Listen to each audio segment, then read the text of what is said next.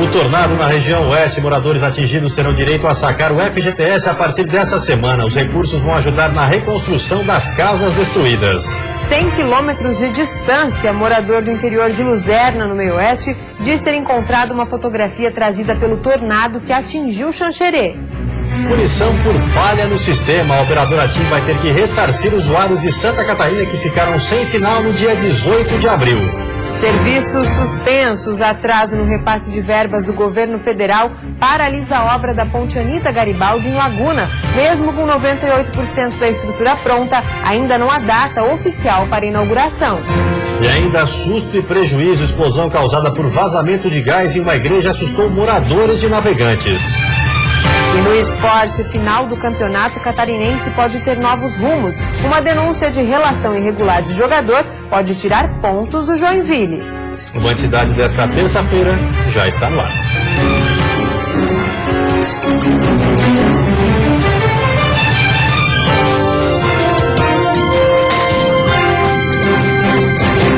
Olá, boa noite. Olá, boa noite. Um morador do interior de Luzerna, no meio oeste, acredita que encontrou uma fotografia. A distância entre os dois municípios é de cerca de 100 quilômetros. Foi quando caminhava pela lavoura que seu Arnildo encontrou a fotografia. A surpresa veio quando, junto com a esposa, olhou no verso e viu a abreviatura de Xanxerê impressa. Na foto, aparece ainda o nome de um dos bairros que foi atingido pelo tornado. Pegaria só para alguém que está em cima da foto, né? Da imagem da foto aí, podia pegar ela de volta. Sim. Senão fica ali para lembrança, que não é muito boa, mas acabou sendo uma história. Após a divulgação, os moradores souberam que uma moradora de Xanxerê reconheceu a foto. O que mais chamou a atenção é que Luzerna fica a cerca de 100 quilômetros de Xanxerê. A gente não tem nem noção e nunca passou por isso, né? Por isso a gente fica com pesar que as pessoas de lá, né, que passaram por esse digamos assim, um desastre da natureza, né? Então a gente não tem nem noção do que é passar por uma situação, né? Se a catástrofe deixou vestígios tão longe, motivou também quem mora a quilômetros de distância do ocorrido a auxiliar as famílias. De Joaçaba, no último sábado, foi encaminhada uma carreta com donativos para ajudar as famílias. Muitas outras doações já foram distribuídas, mas é preciso mais. Cidades como Chapecó, Biguaçu, Itajaí, Camboriú e Blumenau ainda mantêm postos de arrecadação. A principal necessidade agora são materiais de construção. E os atingidos pelo tornado no oeste do estado vão poder sacar o fundo de garantia por tempo de serviço. Cada trabalhador poderá sacar até R$6 mil de seu saldo do FGTS. Os benefícios do Bolsa Família e da Previdência Social também vão poder ser retirados antecipadamente. No caso de Xanxerê, ele vai ter um atendimento também via 0800, aonde se bater o endereço do trabalhador que está no cadastro da garantia com a área atingida, automaticamente já vai estar liberado, não precisa nem providenciar documentações, então vai ser rápido. E também vão fazer o atendimento presencial na prefeitura e nós vamos divulgar o horário e também o cronograma. Provavelmente vai atender por ordem alfabética para que todos possam ser atendidos de uma forma bastante fácil. E em Ponte Serrada nós vamos ter um caminhão agência, onde nós vamos fazer também todo o encaminhamento e o pagamento de garantia no próprio município.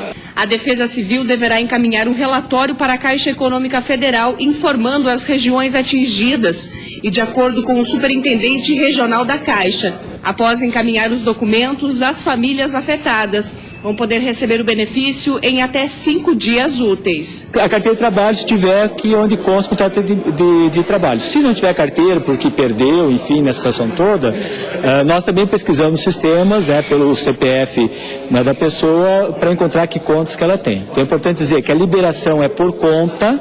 Então, se o trabalhador tiver mais do que uma conta de garantia, a liberação por cada conta que ele tenha.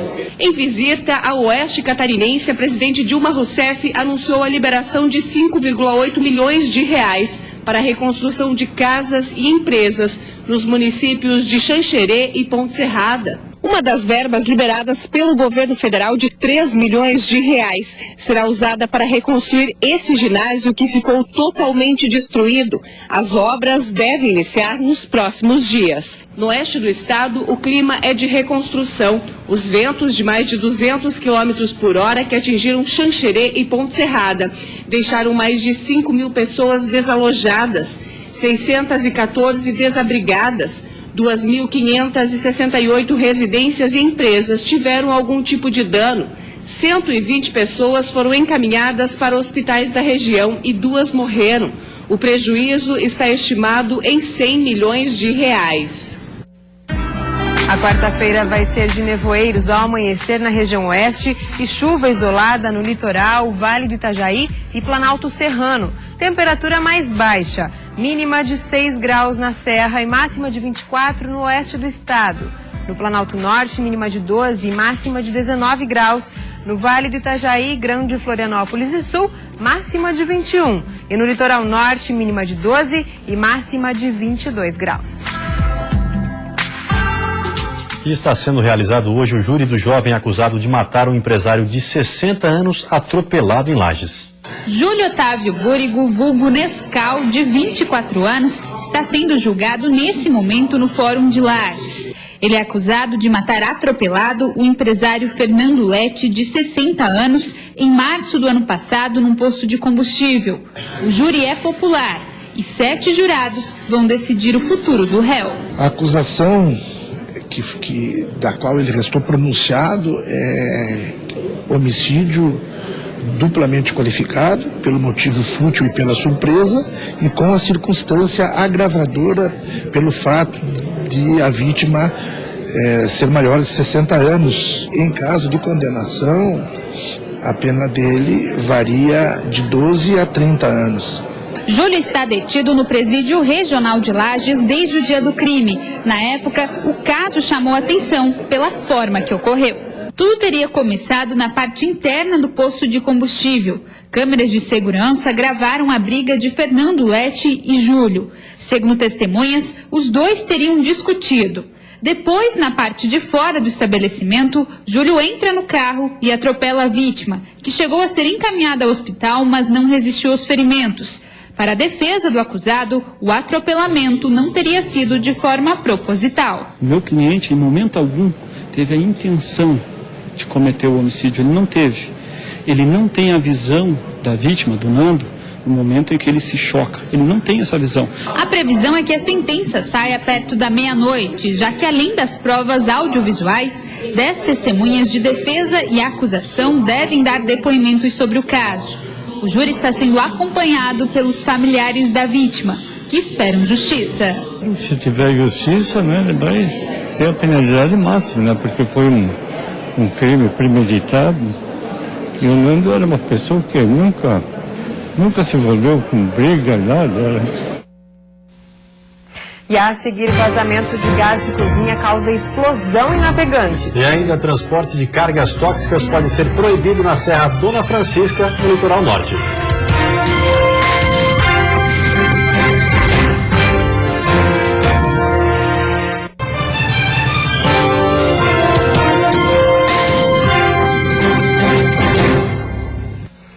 Um vazamento de gás causou uma grande explosão em Navegantes. O acidente foi tão grave que a estrutura corre o risco de desabar.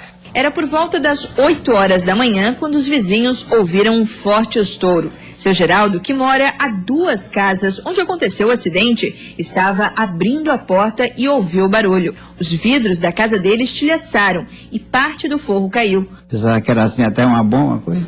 Mas foi grande. Não foi coisa pouca, não. Essa casa de lá também quebrou também. Além das que dá do caso, que está para cá, que ela estufou para a parede, ela quebrou também as paredes lá da outra casa também. Segundo o Corpo de Bombeiros, o acidente teria sido causado pelo vazamento na mangueira de gás. A explosão foi tão grande que toda a estrutura ficou abalada. E algumas partes daquela parede chegaram a atingir o outro lado. O prédio servia para trabalhos sociais desenvolvidos por uma igreja de Navegantes. Neste espaço ficavam salas de aulas, onde crianças e adolescentes aprendiam música, dança e outras atividades. O local estava sendo ampliado, com uma cozinha nova sendo construída na parte de trás. Tudo veio ao chão. Partes do prédio chegaram a atingir a igreja que fica ao lado, um prejuízo ainda não contabilizado. Hoje há uma necessidade muito grande de mão de obra precisamos de materiais, né, como vidros aqui, blindex, para cobrir as áreas da igreja que ficaram descobertas, telhas de 8 milímetros, tijolo, cimento, porque a igreja estava no momento de ampliação também do prédio, né? E essa ampliação praticamente vai ter que parar, porque corre um risco de ter que colocar abaixo todo o prédio aqui. Uma equipe de vistoria do Corpo de Bombeiros esteve no local e interditou a área. Agora, só a Defesa Civil poderá autorizar a retomada das atividades. O sargento do Corpo de Bombeiros de Navegantes faz alguns alertas quanto ao gás de cozinha. Esse botijão, na verdade, a gente tem uma cartilha, né, que explica sobre o procedimento de instalação do botijão, né? Não existe uma lei que a gente possa fiscalizar e cobrar, né, nas residências, mas existe uma cartilha de instalação do botijão e ele é feito fora da residência, num abrigo próprio, né? E ele tem que ficar fora, não no interior da residência. Outro cuidado que se deve ter é com a validade da mangueira e a válvula de segurança. A orientação do Inmetro é para trocar esses 2 equipamentos a cada 5 anos. E o transporte de cargas tóxicas poderá ser proibido na Serra Dona Francisca, no litoral norte.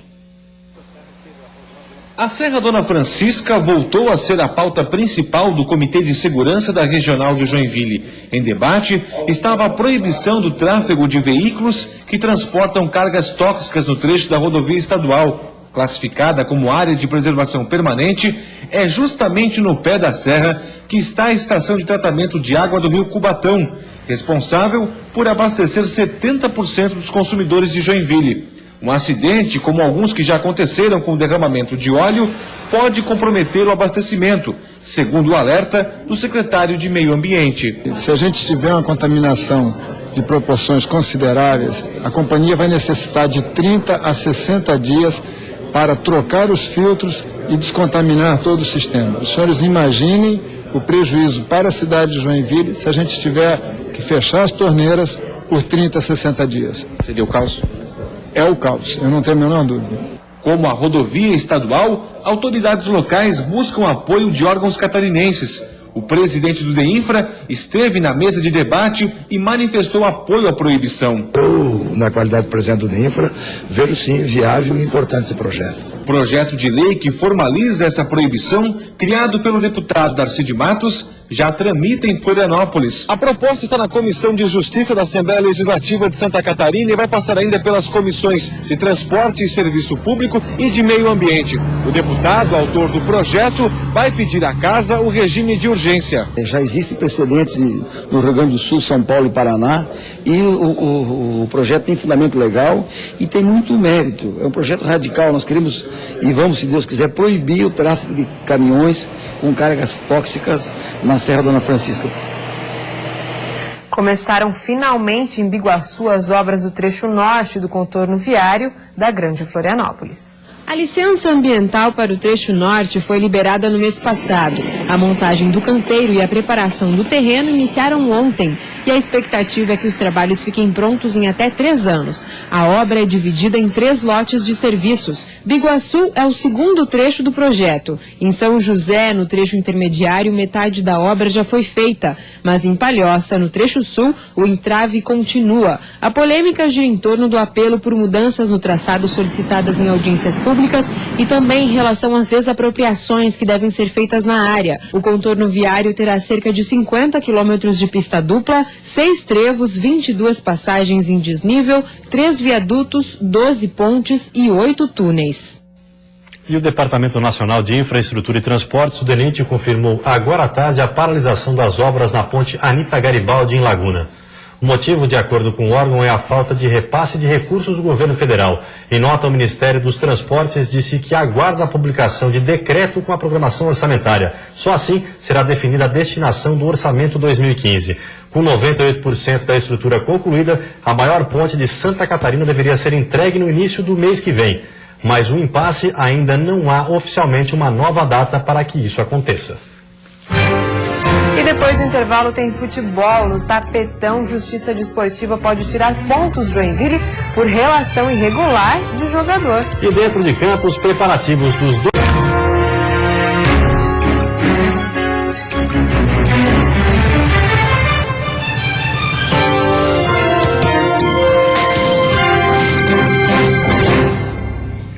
A final do Campeonato Catarinense pode ter novos rumos. Uma denúncia de suposta relação irregular de jogador na segunda fase do campeonato movimentou o primeiro dia de treinos do Joinville. A terça-feira foi de retorno aos treinos para os jogadores do JEC. Os titulares fizeram a preparação na parte da manhã. À tarde, só os reservas entraram em campo. O clima era de descontração, porque a euforia foi evitada no CT. Os jogadores preferiram poucas palavras e muita concentração. Começar essa semana como foi a outra, né? Na mesma preparação, mesmo foco, mesmo objetivo, para que a gente possa estar coroando aí, quem sabe, nesse final de semana aí, com o título, né? Enquanto do lado de fora os jogadores aqueciam, na sala de imprensa o presidente do Joinville apareceu acompanhado de um dos advogados do clube. O desconforto ficou evidente. O clube pode perder a vantagem que tem na final, já que foi denunciado por suposta relação irregular de jogador. A diretoria de competições da Federação Catarinense de Futebol questiona a relação de André Corbel no jogo contra o Metropolitano pela última rodada do hexagonal. O lateral direito foi relacionado como atleta da base, não como jogador profissional, como deve ser feito com os atletas que já completaram 20 anos. O Joinville espera o comunicado oficial e o departamento jurídico do clube já se prepara para a defesa, mas não entra em detalhes. Existem inúmeros casos que fazem essa diferenciação entre você relacionar e o atleta atuar. Então, até porque tem que ser visto a questão de qual o prejuízo que foi trazido para a competição ou qual o prejuízo foi trazido para a partida, né? Se o atleta atuou ou não atuou. Se for derrotado no Tribunal de Justiça, o JEC perde 4 pontos e, consequentemente, a vantagem de jogar por 2 resultados iguais e decidir em casa. Acho que as coisas têm que ser resolvidas dentro de campo primeiro, até porque elas podem ser resolvidas dentro de campo, e depois sim, se discutir no tribunal quem está certo e quem está errado. Independente da questão jurídica, os jogadores do Figueirense sabem que vão precisar se esforçar bastante para vencer o JEC na arena. O clima é de batalha pelo título. Das 3 derrotas alvinegras nesse catarinense, 2 foram lá na Arena Joinville. No primeiro jogo da final, o grito de gol ficou entalado na garganta. Para Fabinho, o mais novo soldado versátil de Argel Fux, não há dúvida sobre o clima para a partida. De guerra, sem dúvida nenhuma, né? Vai ser bastante complicado. Ninguém quer perder um título. Então, com certeza vai ser um clima bastante de guerra. Essa é a mentalidade que o comandante passou e que o time tem assumido. Todos os soldados de Argel têm motivos de sobra para estarem motivados para essa final.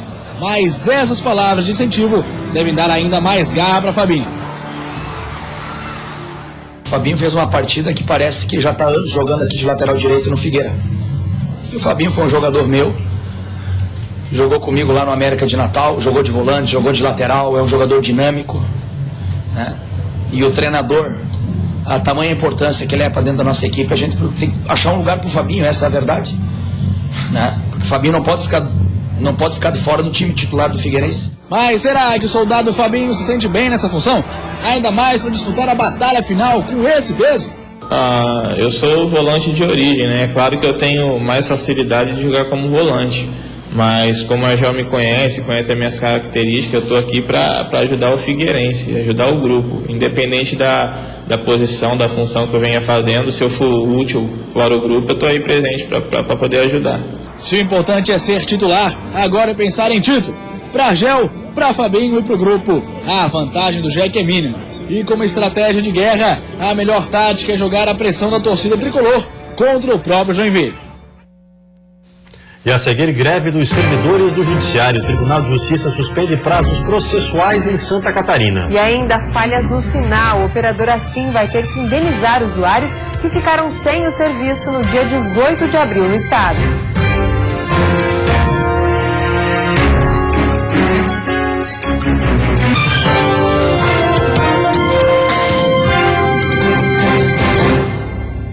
Boa notícia para os clientes da TIM em Santa Catarina. Depois que o PROCON notificou, a operadora de telefonia vai ressarcir milhões de usuários que ficaram sem acesso às redes de dados e telefone nos 3 estados da região sul.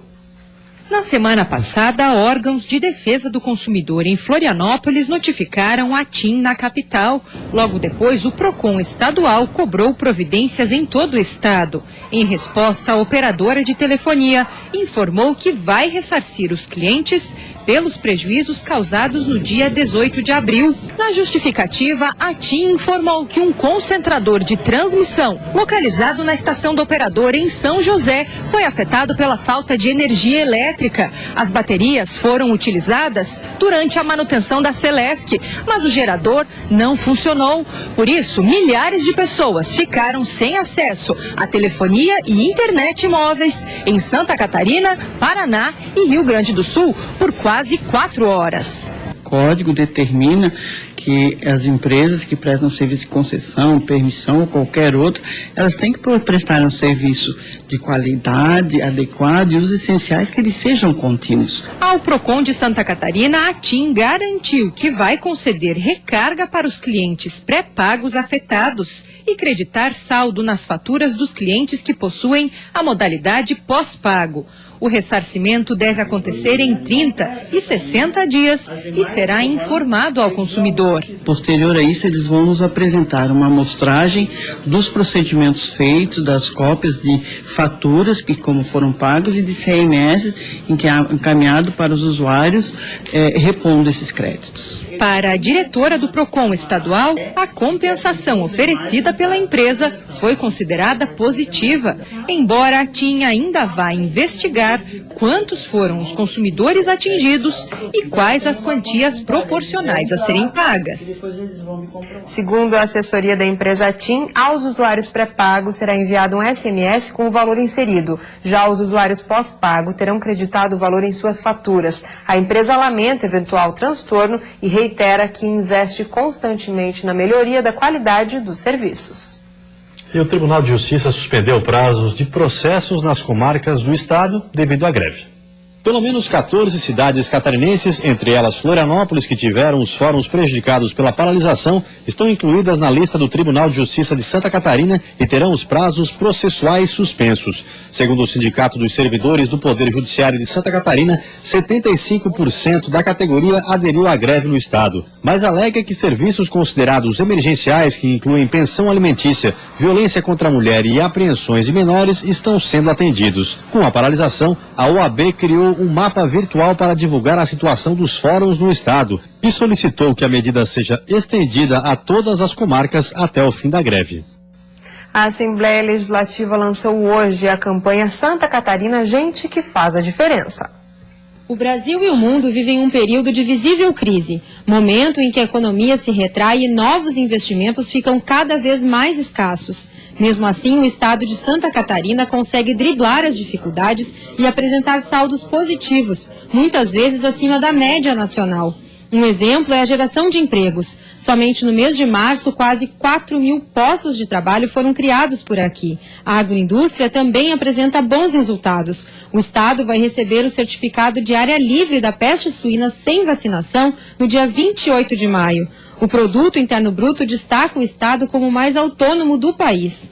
E foi justamente para ressaltar estes pontos positivos que foi lançada a campanha Santa Catarina, Gente que Faz Acontecer. Nós estamos num momento em que a sociedade está muito pessimista, muito destrutiva. E poder chamar a atenção para as coisas boas e que dão resultado e que mantêm o nosso estado no nível de desenvolvimento como é o que está hoje, me parece ser uma proposta muito correta e que tem todo o nosso apoio. A campanha institucional da Assembleia Legislativa quer servir de antídoto contra a crise econômica e moral do país e mostrar que a população catarinense tem condições de superar as dificuldades impostas pelo recuo econômico atual com mais rapidez que o próprio Brasil. Podemos mostrar, através do povo de Santa Catarina, que nós temos as condições intelectuais, de força de trabalho, de condições materiais para continuarmos fazendo de Santa Catarina um estado diferente e, por ser diferente, no momento de crise nacional, podermos ter crescimento econômico, estabilidade no emprego e um horizonte bom para as famílias do nosso estado. A divulgação de histórias reais e otimistas em TV, rádio, jornal e internet tendem a contribuir com a maneira com que os empresários enxergam o mercado catarinense. E isso deve se refletir nos investimentos feitos no estado. Com uma imagem forte e positiva, o objetivo da campanha também é atrair novos investidores em Santa Catarina. Através da criatividade e da força de trabalho do catarinense, nós sempre muito rapidamente conseguimos suplantar as nossas dificuldades. No próximo dia 3, começam a circular os vídeos da campanha. Será criado também um site exclusivo com depoimentos reais de pessoas que vivem em Santa Catarina e são exemplos de superação. E antes de encerrarmos, vamos dar uma olhadinha no trânsito da capital.